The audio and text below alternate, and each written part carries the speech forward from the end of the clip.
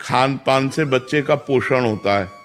जब गर्भस्थ शिशु होता है वो माँ के ही खान पान व्यवहार से पोषित होता है।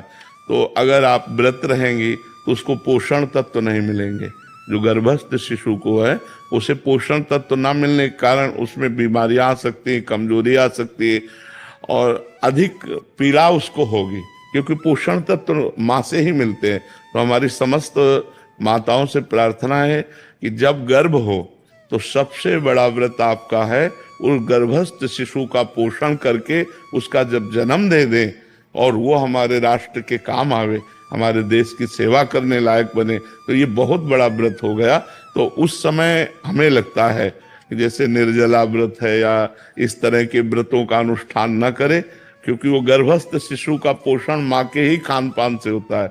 अच्छे सात्विक पदार्थ पावे और सात्विक वातावरण प्रकट करे, भगवत कथा सुने, ऐसे बाहरी तो करे लेकिन व्रत आदि न रहे। मुझे जैसा लगता है, क्योंकि हमने शास्त्रों में जो पढ़ा है कि माँ के ही द्वारा गर्भस्थ शिशु का पोषण होता है। तो अगर आप 9 दिन व्रत रहेंगी तो उस गर्भस्थ शिशु को वो पोषण तत्व तो नहीं मिलेंगे। तो इसलिए अब जैसे करवा चौथ आती है उसमें माताएं बहनें निर्जला रहती हैं।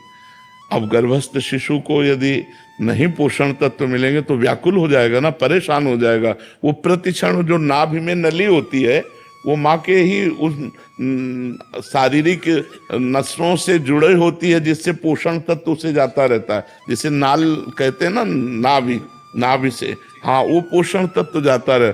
प्रति घंटे जो माँ खाती पीती है उसी से उसका सार तत्व निकल करके उस गर्भस्थ शिशु का पोषण करता है। तो हमें लगता है कि माताओं को बाहरी आराधना करनी चाहिए, जैसे भगवान नाम कीर्तन है, पाठ है, पूजा है, ये सब करे, लेकिन खान पान में अपने लिए तो संयम कर सकते हैं, लेकिन उस गर्भस्थ शिशु के पोषण के लिए जैसे हम औषधि आवश्यक है ऐसे वो भोजन आवश्यक है, पोषण तत्व आवश्यक है उस बच्चे को। तो हमें लगता है उन दिनों व्रत नहीं रहना।